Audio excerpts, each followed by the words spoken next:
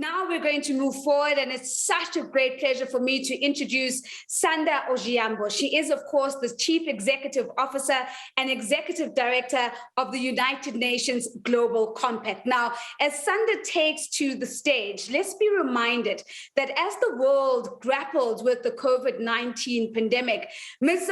Ojiambo launched an ambitious new UN Global Compact strategy. And this, of course, to accelerate and to scale the global collective impact of business by upholding the 10 principles and delivering on the sustainable development goals. She brings into this conversation 20 years of experience in the public, multilateral, and private sector spaces to the United Nations Global Compact, and it is an absolute privilege to welcome her as our next speaker.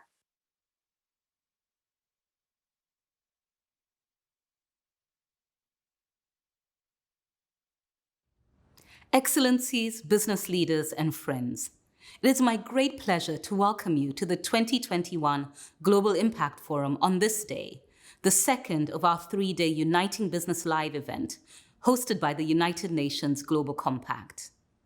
Today, in the spirit of the 2030 Agenda for Sustainable Development, we are more committed than ever to leaving no one behind. That commitment is at the heart of the UN Global Compact strategy for 2021 through 2023. Our strategic ambition is to expand the reach and the impact of the Global Compact, convening and connecting like-minded business leaders to drive positive change locally, regionally, and globally. The Global Impact Forum provides a space for the exchange of best practices to translate that ambition into concrete action. By sharing experiences and ideas, we can help the international business community build forward better in support of an equitable recovery from COVID-19. Before I continue, let me take this opportunity to thank our Global Compact local networks and all our young SDG pioneers for your resilience during the pandemic. Your hard work is now bearing fruit in the form of increasing business engagement and support for our mission. I'm also deeply inspired by the broad participation in this forum and the high-level contributions to come from the German Chancellor, the Swedish Prime Minister, and the UN Deputy Secretary General. Thank you all for your support.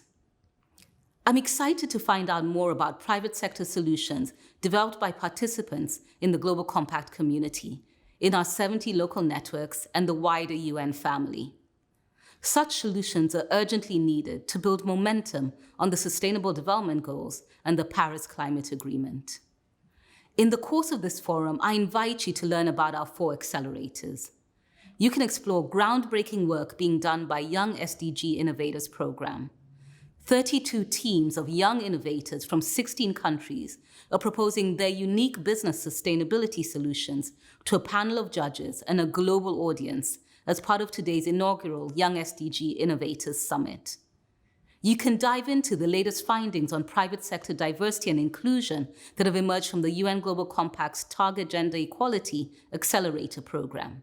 You can deepen your understanding of the Global Compact's work with the Science Based Targets Initiative, which supports credible action on reducing carbon emissions through the Business Ambition for 1.5 degrees Celsius campaign. And you can get extra motivated by the work of our SDG Ambition Accelerator. As many of you know, this initiative helps companies move past incremental progress, unlock business value, build resilience, and enable long-term sustainable growth in this important decade of action on the global goals. The fact is, we all need companies to think critically about how they can align their business models with the level of ambition that the SDGs demand.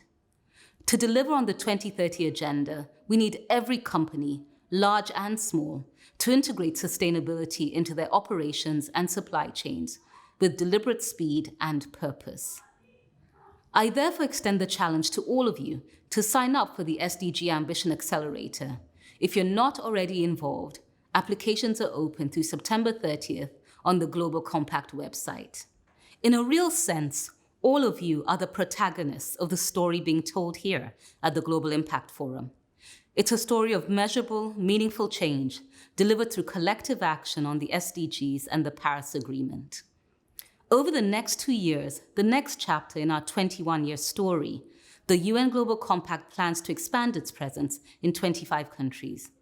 We will also enhance support for our local networks to build a stronger foundation for future business action. An essential part of this plan is the UN Global Compact's New Africa strategy, which calls for expanding our Africa hub to achieve more balanced coverage and greater impact throughout the continent.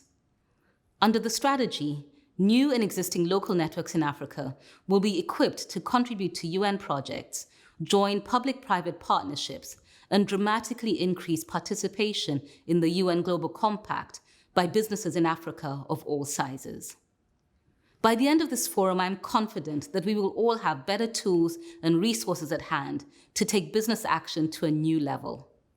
Considering the scale of the unstoppable crises we face, from COVID to conflict to climate change, we really have no other option. Later in today's program, to mark the International Day of Peace, we will be linking up with Peace Day Live for a discussion on how companies can contribute to a more peaceful world. Beyond the forum, I'm optimistic about the ambitious course that we have charted for the months and the years to come. If we keep innovating and track our progress carefully, transparently, and consistently, I know that collective action can overcome almost any challenge.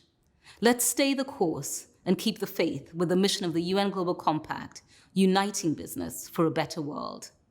Thank you and best wishes for an inspiring, and informative, and impactful forum. It's a massive thank you to Sanda Ojiambo, reminding us there that collective action indeed can overcome almost any challenge. She's also reminded us that it's going to take every company, big and small, and that we have no other option but to move forward, and to move forward at scale. That's a massive thank you to Sanda Ojiambo. Ladies and gentlemen, next we're going to hear from Her Excellency Amina Mohammed, the Deputy Secretary General of the United Nations and Chair of the United Nations Sustainable Development Group. Now, Madam Mohammed first joined the United Nations in 2012 as a special advisor to former Secretary General Ban Ki-moon, with the responsibility for the post-2015 development agenda. She led that process that resulted in the global agreement around the 2030 Agenda for Sustainable Development and the creation of the Sustainable Development Goals.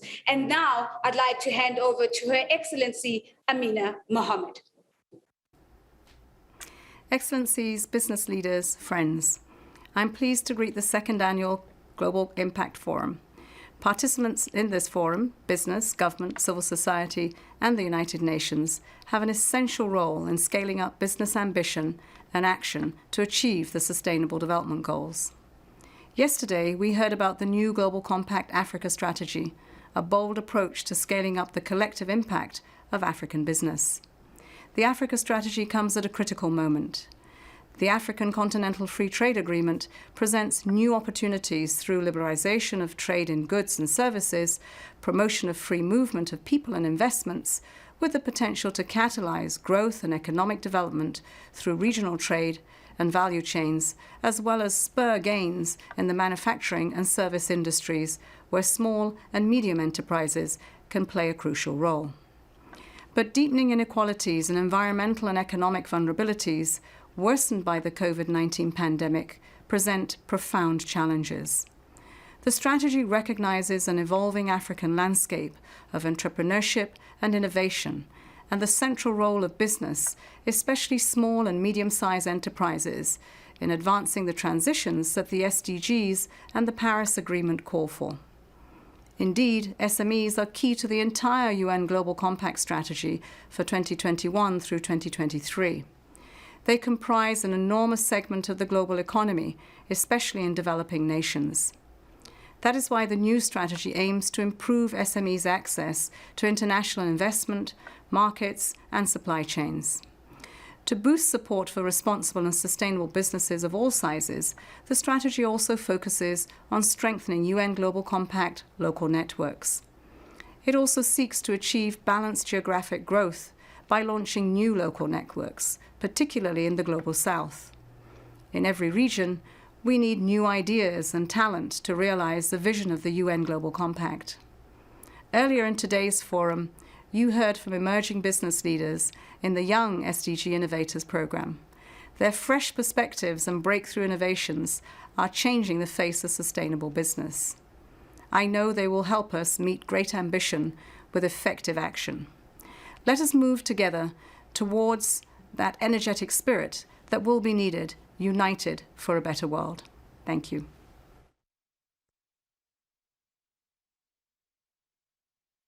It is a massive thank you, of course, to Her Excellency for those inspiring remarks and, of course, infusing this conversation with the energetic spirit that we need for a better world. She's also reminded us about the importance of including small and medium-sized enterprises so that when we say all of business, we really mean all of business. Ladies and gentlemen, we're changing direction now as we turn our attention to Her Excellency Angela Merkel, the Chancellor of Germany. Now, we know that she was the very first female Chancellor of Germany in 2005 and is serving her fourth term. She remains and is often described as the de facto leader of Europe, leading the region's largest economy, and this after steering Germany through a financial crisis and back to growth. Ladies and gentlemen, let's listen in to her message today. Sehr geehrter Herr Generalsekretär, sehr geehrter Herr Präsident der UN-Generalversammlung, sehr geehrte Frau Exekutivdirektorin, sehr geehrte Damen und Herren. Eine menschenwürdige Zukunft erfordert einen konsequenten Wandel in der Gegenwart. Ein Wandel in unserer Art zu leben, zu arbeiten und zu wirtschaften. Dieser Anspruch ist hoch. Aber als Weltgemeinschaft, die sich mit der Agenda 2030 auf umfassende Nachhaltigkeitsziele verpflichtet hat, wissen wir um die Dringlichkeit des Wandels. Und es ist offensichtlich, dass sich Herausforderungen, vor denen wir gemeinsam stehen, auch nur gemeinsam bewältigen lassen. Für die internationale Zusammenarbeit erweist sich die Covid-19-Pandemie als besondere Bewährungsprobe. Unter den Folgen dieser globalen Gesundheitskrise leiden vor allem Länder des globalen Südens. Umso wichtiger ist es, dass auch hier alle Menschen Zugang zu Impfstoffen haben. Daher hat Deutschland die globale Impfstoffinitiative COVAX von Anfang an unterstützt. Zudem beteiligen wir uns an der Abgabe von Impfstoffen und fördern die globale Impfstoffproduktion, insbesondere in Afrika. Die Überwindung der Pandemie ist, wie überall auf der Welt, auch in Afrika von zentraler Bedeutung für eine wirtschaftliche Erholung. Zugleich gilt es, Partnerstaaten in ihren Bemühungen um bessere Rahmenbedingungen für nachhaltiges Wachstum zu unterstützen. Dazu dient neben der Compact with Africa-Initiative, die wir während der deutschen G20-Präsidentschaft ins Leben gerufen haben, auch die neue UN Global Compact Afrika-Strategie. Eine nachhaltige Wirtschaft voranzubringen, erfordert nicht zuletzt einen Finanzmarkt, der ausreichend Kapital insbesondere für klimafreundliche Investitionen bereitstellt. Auch hierbei sollten möglichst viele Akteure zusammenarbeiten, Staaten und Entwicklungsbanken ebenso wie die private Finanzwirtschaft. Tatsache ist, Fortschritt im Sinne von Nachhaltigkeit ist nur als Gemeinschaftswerk denkbar. Der Privatwirtschaft kommt hierbei eine entscheidende Rolle zu. Nachhaltigkeit hat als Ziel und als Ausweis verantwortlicher Arbeit ihren festen Platz in den Geschäftsstrategien vieler Unternehmen. Sie zeigen, wie Nachhaltigkeit und wirtschaftlicher Erfolg Hand in Hand gehen. Damit inspirieren und motivieren sie auch andere, ganz im Sinne des UN Global Compact, der Unternehmen und Organisationen aller Branchen und aus aller Welt zusammenbringt. Dafür bin ich aufrichtig dankbar. A very big thank you to you, Chancellor, for that succinct and yet very powerful message, reminding us, of course, of the importance of joint action on joint challenges. And of course, the global pandemic is the foremost example of this global challenge. Of course, the Chancellor also speaking to the importance of investment and capital together to address the global challenges. Ladies and gentlemen, we're moving from the Chancellor in Germany and we're headed to the Prime Minister of Sweden. It's my absolute pleasure to welcome Mr. Stefan Löfven, the Prime Minister of Sweden. His Excellency has been the Prime Minister since 2014. He became chair of the Swedish Industrial and Metal Workers Union in 2006. He's been involved in trade union activities at local, national, as well as international level. And he is the initiator of the Global Deal for Decent Work and Inclusive Growth. Over to the Prime Minister. Deputy Secretary General Mohammed, Executive Director Ojiambo, Excellencies, ladies and gentlemen. I'm honored to be with you here today and open the Global Impact Forum. Global sustainability has become the defining issue not only of our time, but for future generations. We face many common challenges. The COVID-19 pandemic has affected us all. Many sectors of societies have been forced to adapt and adjust. At the same time, we are at a crossroads. In addition to the pandemic, we are facing changes to our climate and environment due to rising levels of greenhouse gases and CO2 emissions. We need to make a transition to a more inclusive, fair, and sustainable future. The SDGs are our roadmap to that recovery.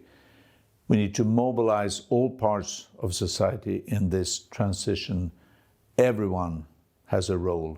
No one should be left behind. Sweden is a firm supporter of the Global Compact. Many Swedish business members of the Global Compact are proactive and have placed sustainability at the core of their business models. They see the need and the business potential of going green. We are seeing now a major green shift in Swedish industry. And that shift has been possible due to strong incentives, clear political will, and a legal framework that provides stability and the possibility to go green. In addition, we have given priority to fostering public and private partnerships. And by combining the will and the knowledge of the public sector, the business sector, and academia, you can achieve wonders. Let me give 3 examples of Swedish innovative partnerships. First, coking coal has been an important component in steelmaking for 1,000 years, making the steel industry one of the biggest emitters of CO2 emissions. But an industrial collaboration between the steel company SSAB, the mining company LKAB, and the energy company Vattenfall, with the support of government, resulted in Hybrid. Hybrid aims to reduce carbon emissions by replacing coking coal with hydrogen-produced fossil-free electricity, mainly from wind and hydropower. This will enable the production of fossil-free steel and, when introduced at large scale, would lower our emissions by 10%. Second, Sweden is a generous donor. Part of our development cooperation is used to promote increased private sector investment in developing countries. One example is Swedish Investors for Sustainable Development, SISD, which brings together pension funds, asset managers, and investment companies to enhance the role of investors in achieving the SDGs and mobilizing additional financial resources. In 2018, SISD inspired the UN to launch a global network for investors. Third, I would like to take the opportunity to mention an initiative close to my heart, the Global Deal. It is a global partnership for an inclusive growth. It aims at decent working conditions, higher productivity, and resulting in stronger societies. It aims to find new, innovative ways to enhance social dialogue as an instrument to jointly address labor market challenges and enable all people to benefit from globalization. During these past 2 years, we have seen how social dialogue can help mitigate the adverse effects of the pandemic by not only saving jobs, but also ensuring flexibility for employers. Lately, we have seen that it can also be a tool for quicker and more just recovery as the economy gains new traction. I invite more stakeholders, not least employer organizations and companies, to join the initiative and reap the many benefits of social dialogue. I hope these examples can inspire others. I wish you fruitful discussions on how to advance sustainable business to meet a more sustainable future. Thank you.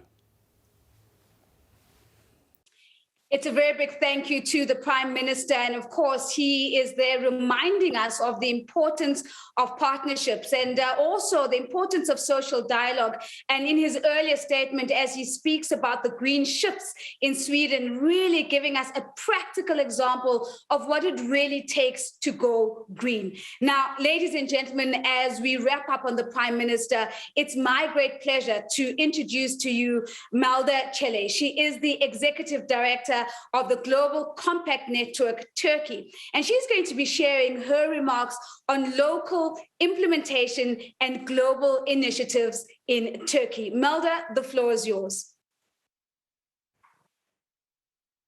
Thank you, Nazipo. Excellencies, business leaders and friends, I'm delighted to join the Global Impact Forum and take part in the opening remarks. We listened to the main pillars of the new UN Global Compact strategy and how the UN and government leaders leverage business to reach SDGs.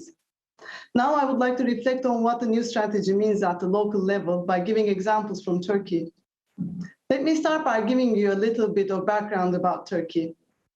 Turkey is a part of the global value chain, has solid economic ties all around the world. Turkey is a member of the European Customs Union, but has not become an EU member yet. Turkey has accepted the Paris Agreement, but has not ratified it yet. Any regulation that the EU Green Deal brings will have a direct effect on the Turkish companies. Last but not the least, the Mediterranean basin is one of the most fragile regions facing climate change. Extreme weather conditions and wildfires not only threaten the ecosystems in our living, but also our economy. Companies can and they should manage all these risks. Moreover, they can turn them into business opportunities. I know it's easier said than done. There are some challenges for the businesses ahead. SDGs are broad and the 2030 agenda is ambitious. With this sentiment and the complexity of the issue, we see that some companies feel reluctant to start. Some companies do not know where to start. Some companies do not have the resources or the capacity to deepen their practices. This is where the UN Global Compact's new strategy comes in. The UN Global Compact positions its value proposition to support the companies on their sustainability journey and equip them with the necessary tools and resources. Global accelerator programs are one of the main pillars of this value proposition. They are uniquely designed for capacity building, target setting, and progress tracking. In Turkey, we implement 3 of these programs: Target Gender Equality, Young SDG Innovators, and Climate Ambition Accelerator. Target Gender Equality program offers a path for companies to set and reach targets for women's representation. Currently, we are running the second round of the program. Last year, more than 300 companies, 16 from Turkey, attended the program. 90% of these companies set their targets to increase women's leadership at the senior management, 68% at the board level. At the Young SDG Innovators program, the companies aim to develop innovative solutions for the SDGs with their future business leaders and change makers. The program facilitates partnerships and peer learning. In addition to the innovation camps and mentorship sessions, this year we had 3 global feedback sessions, bringing together 60 teams from 16 countries. It was encouraging to see the efforts of all these innovators seeking solutions for the most pressing SDG issues. Climate Ambition Accelerator program aims to support companies for setting science-based targets for emission reductions. Around 680 companies, 21 from Turkey, have access to capacity building, workshops, peer learning sessions, and global best practices. 14 companies joined the Science Based Targets initiative from Turkey, and now 2 of them have set their emission targets. As the program continues, we anticipate seeing more joining the initiative. Before I finish, I would like to give a local example of how UN Global Compact's new strategy and mindset inspired us to start a new initiative on plastic pollution. In partnership with Turkish Industry and Business Association, our hosting organization, and WBCSD Turkey, we established Business Plastic Initiative. We called the companies in collective action against plastic pollution and asked them to reduce plastic waste in production and operations. Now, 34 companies have individually set time-bound and measurable targets. They have committed to reduce cumulatively 48,000 tons of plastic in production by 2023. Setting goals, preparing roadmaps, measuring progress, and most importantly, growing impact by collaborating with stakeholders. These are exactly what the companies have been asking, and this is exactly what the Global Compact and its 69 local networks aim to do. There's a long way to go, but we are here to support the companies on this path. I hope the Global Impact Forum will be an inspiration for all the stakeholders and accelerate the transformation efforts. Thank you. Thank you very much, Melda, for giving us a really practical example of the stepping stones towards impact. And of course, you've asked some really courageous questions and saying that some companies actually do not know where to start. So how do we go about giving them the tools and the resources to be a part of the solution? That was Melda Çele giving us some of her insight.